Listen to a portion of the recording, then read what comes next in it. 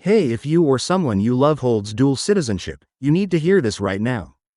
Because what's happening this November could change everything for millions of Americans, and almost nobody's talking about it yet. Now, I know what you're thinking. Have had dual citizenship for years, what's the big deal? Well, here's the thing. New enforcement measures are rolling out that could put your status, your benefits, even your ability to travel at serious risk. And if you're not prepared, you could be caught completely off guard. We're talking about changes that affect Social Security, Medicare, tax obligations, things you've worked your whole life for.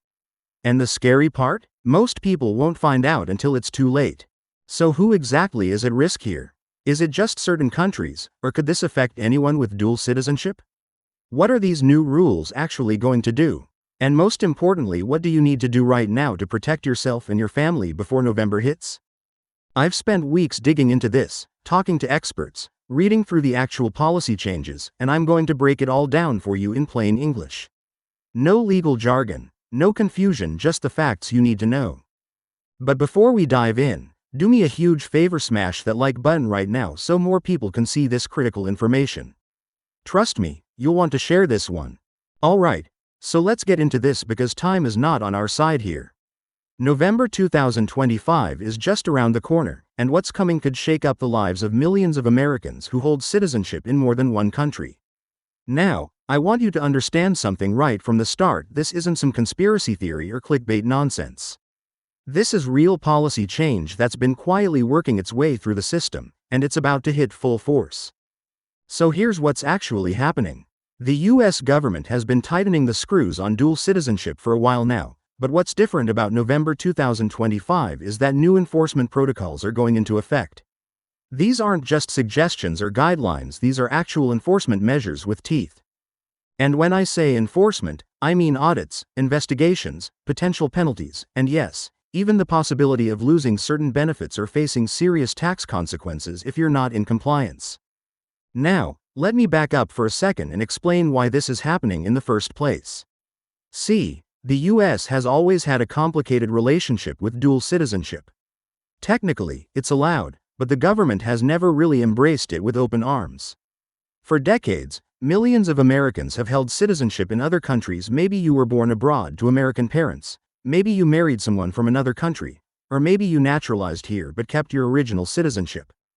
Whatever the case, it's been pretty common, and for the most part, people haven't had major issues. But here's where things get tricky. The US is one of the only countries in the world that taxes its citizens on their worldwide income, no matter where they live.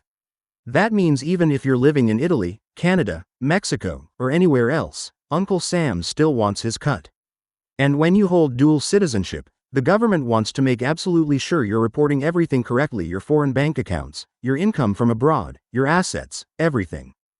Over the past few years, there's been a massive push for what they call tax compliance enforcement. You might have heard of something called FATCA, the Foreign Account Tax Compliance Act. This law basically forces foreign banks to report accounts held by US citizens to the IRS. And it's been causing headaches for dual citizens for years. But what's happening now goes even further. The new measures coming in November are about cross-referencing data, identifying people who might not be fully compliant, and taking action. So what does this actually mean for you? Well, if you're a dual citizen and you haven't been reporting your foreign accounts, foreign income, or filing the proper forms like the FBAR, that's the report of foreign bank and financial accounts, you could be in serious trouble. We're talking about penalties that can reach tens of thousands of dollars, even if you didn't owe any actual tax. Yeah, you heard that right. Even if you don't owe a dime in taxes, if you failed to file the proper disclosure forms, the penalties can be absolutely crushing. And it gets worse. If you're receiving Social Security or Medicare benefits and you're living abroad for extended periods, or if you're a dual citizen who spends significant time outside the US, the new enforcement measures are going to be looking at whether you're still eligible for those benefits under the current rules.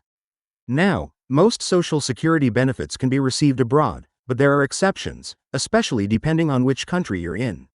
And Medicare? Forget about it. Medicare generally doesn't cover you outside the United States. And if the government determines you're primarily residing abroad, there could be questions about your benefit status. Here's something else that's really important to understand. The State Department has also been getting more aggressive about passport enforcement. There have been cases, and this is documented, where people with dual citizenship have had their U.S. passports revoked or not renewed because of tax issues or because they're suspected of having relinquished their U.S. citizenship by their actions. Now, this doesn't happen to everyone, but it's happening more often, and with the new enforcement measures, it's likely to increase. Let me tell you about a situation that's becoming more common. Imagine you're a dual citizen of the U.S. and another country. You've lived most of your life in America, paid your taxes, done everything right. But maybe you inherited some property abroad, or you have a bank account in your other country of citizenship that you've had for years. You didn't think much of it because, hey, it's your money, you already paid taxes on it, no big deal, right? Wrong. If you didn't report that foreign account and it has more than $10,000 in it at any point during the year, you were required to file that FBAR form. And if you didn't, you're technically in violation, and the penalties can be staggering up to 50% of the account balance for willful violations. Now, the IRS does have programs for people to come into compliance, like the streamlined filing compliance procedures, but here's the catch: these programs work best when you come forward before the IRS comes knocking on your door. Once you're under investigation, your options become much more limited and much more expensive.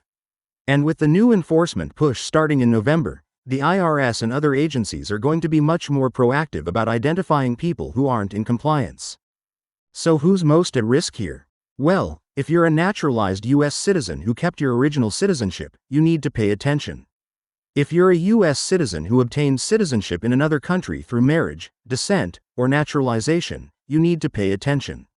If you have financial accounts, property, or income in another country, you definitely need to pay attention. If you're retired and living abroad or spending significant time outside the U.S., this affects you too. And here's something that catches a lot of people off guard: even if you renounced your foreign citizenship years ago, if you didn't properly document it and notify the U.S. government, they might still consider you a dual citizen for enforcement purposes. I know that sounds crazy, but it's true. The burden of proof is on you to show that you've relinquished that other citizenship if that's what you claim. Now, let's talk about what you should actually do about all this. First and foremost, you need to get your paperwork in order. That means going back through your tax returns for at least the past 6 years and making absolutely sure you've filed all the required forms. If you have foreign bank accounts, did you file the FBAR every year? If you have foreign investments, did you report them properly? If you received an inheritance from abroad, did you report it correctly? These are the kinds of things that are going to be under scrutiny. Second, if you discover that you haven't been in full compliance, you need to talk to a tax professional who specializes in international tax law immediately. And I don't mean your regular tax preparer down the street. You need someone who really understands the complexities of dual citizenship and international reporting requirements. Yes, this is going to cost you some money, but trust me, it's a lot cheaper to get into compliance now than to face penalties and legal fees later. Third, if you're living abroad or planning to spend extended time outside the U.S., you need to understand the rules around your benefits. Contact the Social Security Administration and get clear information about how living abroad affects your benefits. Understand what Medicare will and won't cover. Make sure you're maintaining your U.S. residency in whatever ways are necessary to protect your status and benefits. Fourth, keep detailed records of everything. If you travel frequently between countries, keep track of your days in each country. If you have foreign accounts, keep statements and documentation. If you've taken any steps to relinquish a foreign citizenship, keep all the paperwork. Documentation is going to be your best friend if you ever face questions from the government. Here's something else you need to know: some countries are more problematic than others when it comes to U.S. enforcement.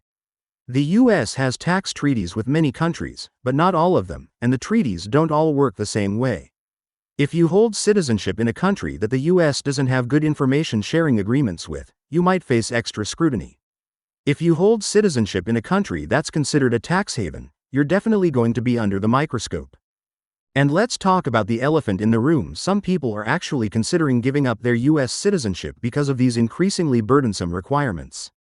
The number of Americans renouncing their citizenship has been rising, and it's largely because of the tax and reporting burdens. But let me be very clear about this: renouncing U.S. citizenship is a huge decision with permanent consequences.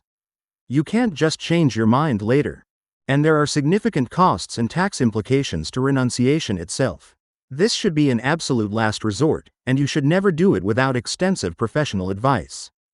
The bottom line here is that November 2025 represents a new chapter in how the US government deals with dual citizenship. The days of flying under the radar are over. The systems are getting smarter, the data sharing is getting better, and the enforcement is getting more aggressive. If you're a dual citizen, now is the time to make sure you're on the right side of all these rules. I know this is a lot to take in, and I know it probably feels overwhelming. But here's the thing: knowledge is power. By understanding what's coming, you can take steps to protect yourself. You can get into compliance, you can organize your affairs, and you can make informed decisions about your citizenship status and your financial life. The people who are going to get hurt the worst by these new enforcement measures are the ones who don't know they're coming or who stick their heads in the sand and hope the problem goes away. Don't be that person.